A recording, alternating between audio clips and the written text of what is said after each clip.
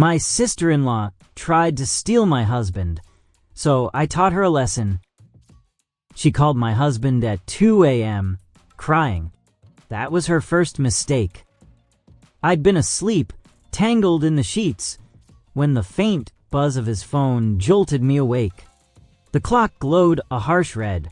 2:03. Mark groaned beside me, fumbling for the device on his nightstand. I kept my eyes half closed, pretending to drift back into sleep, but my ears were sharp. He answered in a hushed tone, "Hey, what's wrong?" A pause. Then, "Calm down, I can't understand you. Just hold on, okay?" I heard the rustle of him slipping out of bed, the creak of the floorboards as he padded out of the room. My heart thudded, but I didn't move. Not yet. I waited until the bedroom door clicked shut before I sat up, straining to catch fragments of his voice through the walls. "No, it's fine. I'll figure something out. Just don't cry, all right?" When he came back 10 minutes later, he slid into bed like nothing had happened. I turned over, voice thick with fake sleep, and mumbled, "Who was that?" "Oh, it was Lisa," he said, too casually. "She's just having a rough night. Needed to vent." Lisa, my sister-in-law, Mark's younger brother's wife. The woman who'd been inching her way into our lives like a weed you don't notice until it's choking your garden. I didn't say anything else. I let him think I'd drifted off again. But my mind was racing, piecing together the puzzle I'd been ignoring for weeks. It started small, little things I could brush off as quirks or coincidence.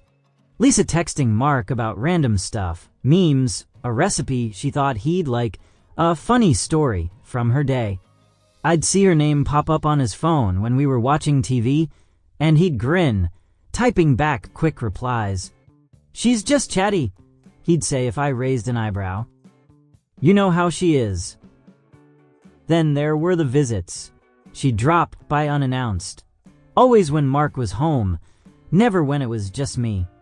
She'd breeze in with some flimsy excuse, returning a borrowed tool, dropping off leftovers from a dinner we hadn't been invited to.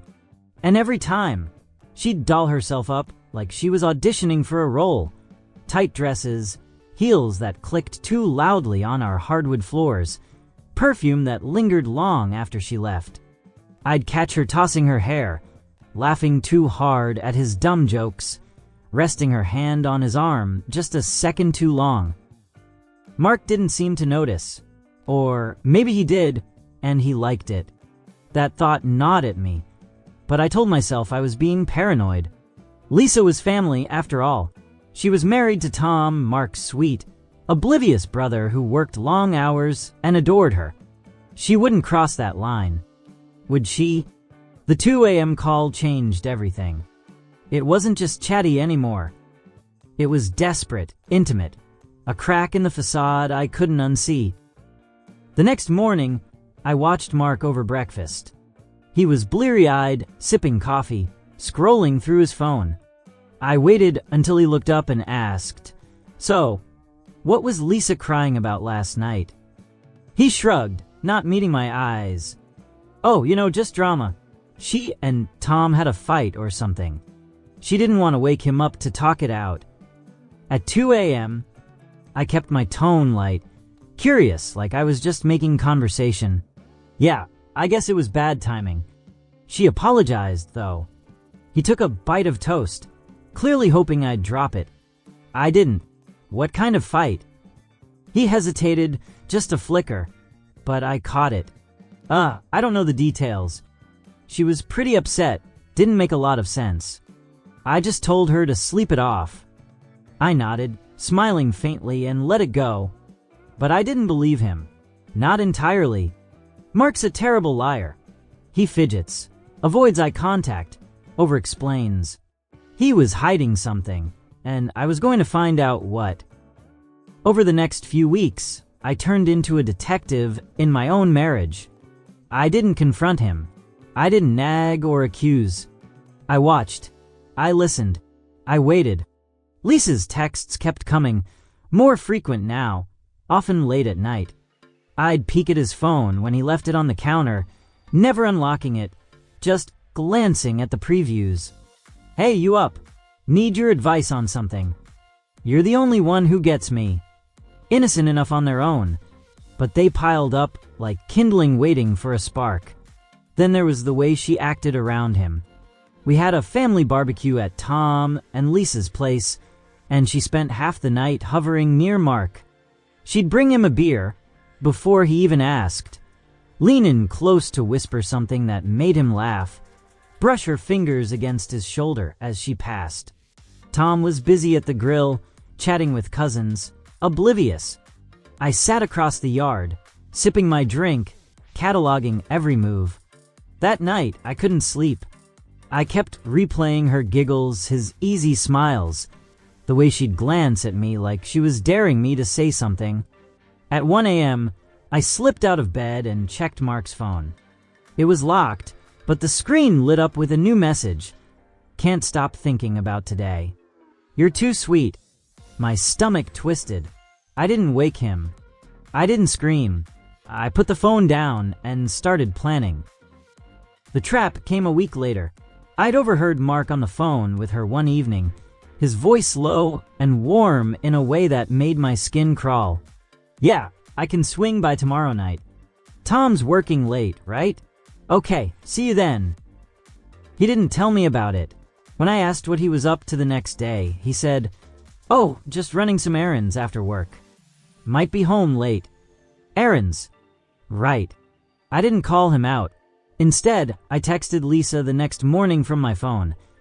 "Hey, Mark mentioned he's stopping by tonight. Mind if I tag along? Been meaning to catch up with you." I added a smiley face to keep it breezy. Her reply came fast.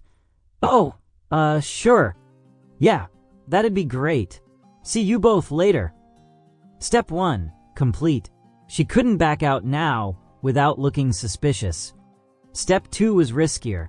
I needed proof, something undeniable. I borrowed a tiny voice recorder from a friend at work, claiming it was for a project.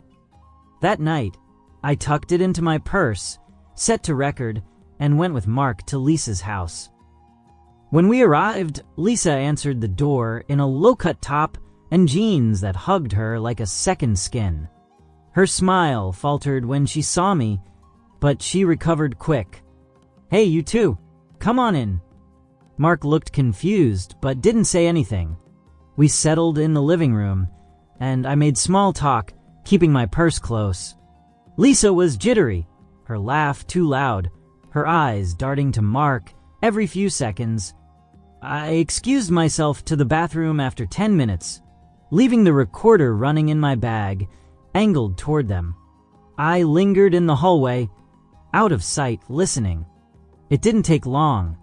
"So, everything okay after last night?" Mark's voice, tentative.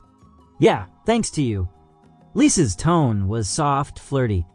"You always know how to make me feel better." A pause. Then Mark, quieter. "You don't have to keep doing this, you know. Calling me all the time. Tom's gonna figure it out." "Let him," she said, I edged to her voice. "He doesn't get me like you do. Never has." I clenched my fists, heart pounding.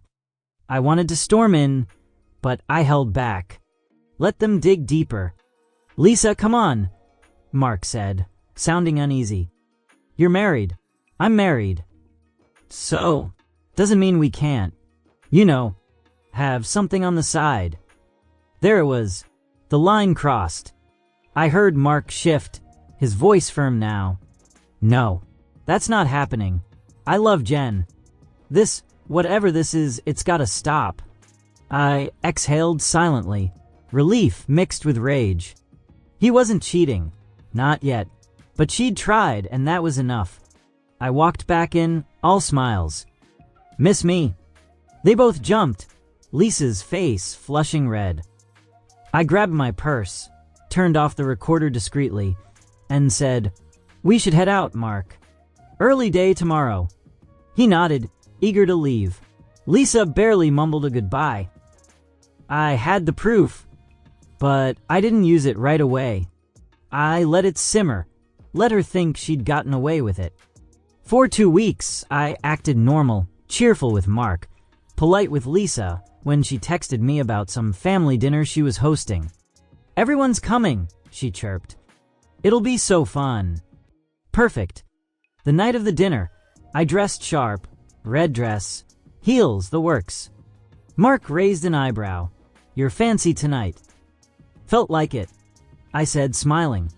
At Tom and Lisa's house. The table was packed. Mark's parents, his cousins, Tom's buddies from work. Lisa flitted around, playing hostess, throwing me smug little glances like she'd won something. Mark sat beside me, oblivious to the storm brewing. Dinner was loud, chaotic, full of laughter and clinking glasses. I waited until dessert, when everyone was relaxed, a little buzzed from wine. Then I stood up, tapping my spoon against my glass. The room quieted, eyes on me. "Since we're all being honest today," I started, voice steady. Lisa froze, fork halfway to her mouth. Mark frowned, confused. I pulled my phone from my purse, the recording already queued up, and hit play. Her voice filled the room, clear as day. "He doesn't get me like you do. Doesn't mean we can't have something on the side." Then Mark's rejection, firm and final. Silence crashed down. Tom's face went white. Mark's jaw dropped. Lisa stammered, That's not what it sounds like." "Really?" I cut in, calm but cold. "Because it sounds like you've been chasing my husband behind my back." And Tom's. The table erupted. Tom stood, voice shaking. "Is this true?" Lisa tried to babble excuses, but he stormed out, slamming the door. Mark's mom gasped, clutching her napkin. His dad muttered, "Jesus Christ, Lisa." I turned to Mark, who looked like he'd been punched. "I didn't. I told her no, Jen, you heard it." "I know," I said softly. "This isn't about you." I sat back down, took a sip of wine, and let the chaos unfold. Lisa fled to the kitchen, sobbing. Family members argued, some following Tom outside, others grilling Mark for details. I stayed quiet, watching her world unravel. Later, in the car, Mark grabbed my hand. "Why didn't you tell me you knew?" "Needed to be sure," I said, "and I wanted her to feel it." He nodded, guilt in his eyes. "I'm sorry. I should have shut it down sooner."